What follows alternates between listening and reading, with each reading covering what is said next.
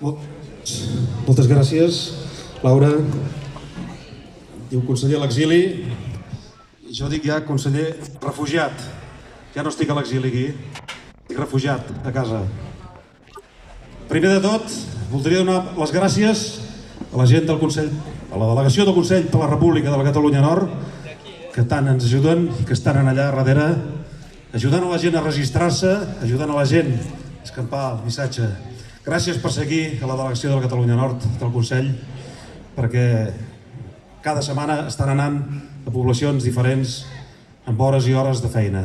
Gràcies també músics, cantants i poetes que avui heu vingut, que ens heu acompanyat.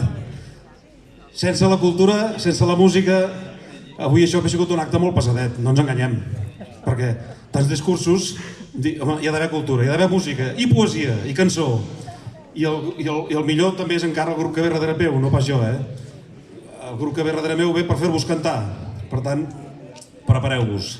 Prepareu ben bé les eines, que diu la cançó, doncs prepareu ben bé els papers que també us estan donant. Escolteu-me, tot és dit, totes les persones que han passat abans que jo han parlat, i molt bé. Jo només puc corroborar sentimentalment el que segurament tots coincidim, que és que la independència va començar l'1 d'octubre. L'octubre del 2017 va començar la independència de Catalunya amb una proclamació per un Parlament democràtic d'Europa, que és el Parlament de Catalunya del 27 d'octubre. Això és fet. Això són fets. Després podem estar discutint, picabaralles, i ara estem units, i ara no ens entenem, i ara ens discutim, i ara tot... En fi, 10.000 coses. Però l'1 d'octubre el poble de Catalunya va marcar l'inici de la independència. Això existeix i ningú podrà esborrar-ho mai de la història del país. L'aplaudiment és per vosaltres. Tots vàrem fer la independència el dia 1 d'octubre, que va proclamar un Parlament democràtic d'Europa el 27 d'octubre. És evident que no està culminada, però jo personalment us puc dir que em sento més independent avui que el 27 d'octubre. Per tant, alguna cosa hem anat avançant. Cada cop som menys dependents, sigui energèticament, telefònicament, econòmicament i mentalment. També hem de treure els colonitzadors de la nostra ment. Hem de descolonitzar el territori i també hem de descolonitzar la ment. I jo crec que avui estem més alliberats, més independents mentalment, molts de nosaltres, que 3 anys i mig enrere. Tots hem pagat preus, tots. Uns a la presó, uns altres a l'exili, altres amb les repressions i els processos judicials que estan en marxa, i d'altres que potser no us ho penseu i us tocarà demà o demà passat.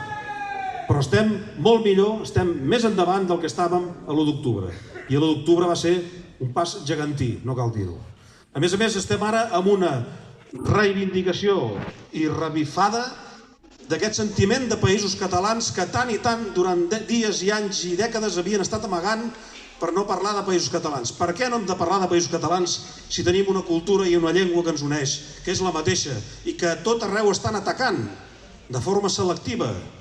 Van tirant, no sé com es diu, bombes teledirigides a línies de flotació de Catalunya, de Balears, de València, per anar malmetent la cultura i la llengua catalana. Per tant, vol dir que els hi amoïna, que els hi preocupa. Doncs com més els hi amoïni i més els hi preocupi, més cultura, més llengua, per tant, més país lliure, més país democràtic i més independència. Senyores i senyors, visca els països catalans i visca la terra lliure.